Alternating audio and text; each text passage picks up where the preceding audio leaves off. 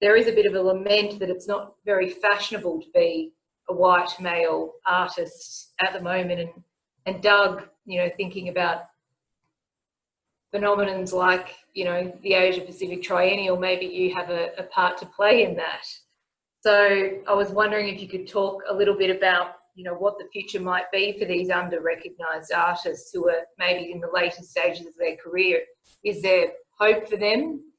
And perhaps more generally about, you know, the sort of future of contemporary art in Australia. Wow, that's an open-ended one. Big question. Yeah.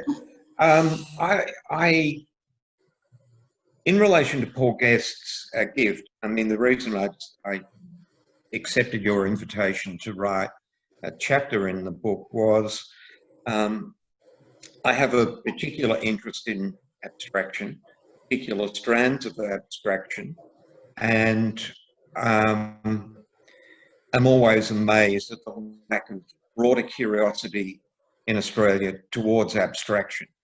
I mean, when people walk in front of pictures in Australia and often there's a certain, not reserve, but contempt in which they blame the artist for not understanding what they're seeing. And with my strong interest in Japan, you find the opposite, where the viewer blames themselves for not being well equipped enough to appreciate what they're looking at. Australians tend to like certain and declarative art.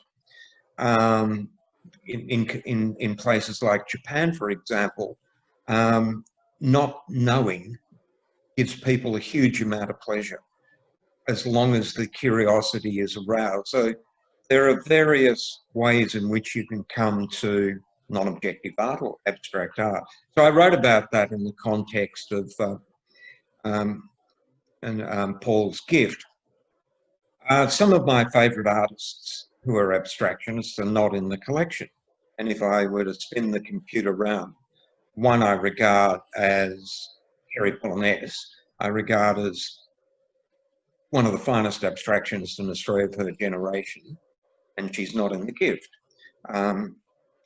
I've worked with her on a couple of big projects, really big projects. I mean, Deborah Dorr in Sydney, for example. There are a lot of really outstanding women abstractionists, and I've got the private pleasure of saying, well, I own a lot of them privately, which gives me a great deal of satisfaction. So I wouldn't get too hung up on alpha white males whimpering with healthy doses of male self-pity as they head towards Faulkner Cemetery.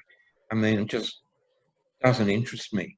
And sometimes there needs to be some serious self-reflection, which is, yes, there are certain things that have been ignored, and it's exhilarating to find things which you know to be important and have been ignored.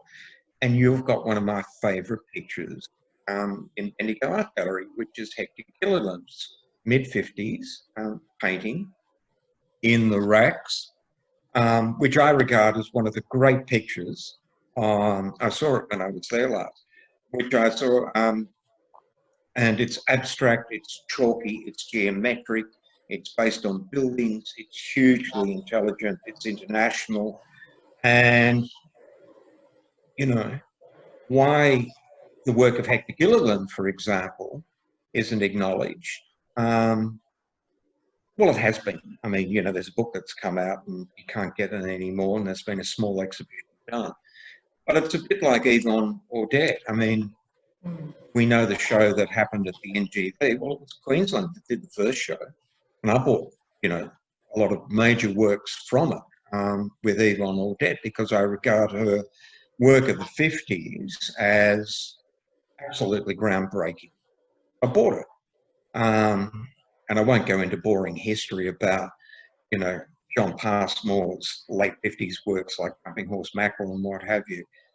He was influenced by her, not the other way around, and you will not get scholars in New South Wales to come to that absolute impenetrable truth.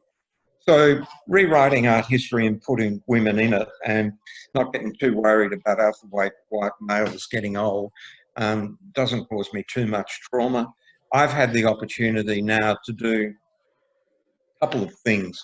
One is feel liberated from the responsibility of being director of a public gallery, where one of the most stressful things was acquiring art I didn't like. And I was happy to accept that there's a body of critical opinion that is different from mine, and you represent the public interest.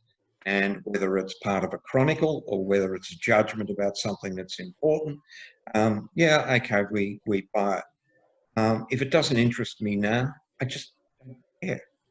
And that's good. I've got a different life. So instead of returning to the decade in which I was born, which I'm told a lot of people do, and admire the art of that decade, most of the highlights, and this will be the subject of more writing, which I've been commissioned to do, I've had a chance to think deeply about a lot of things, and my contempt for Albert Tucker just gets greater and greater.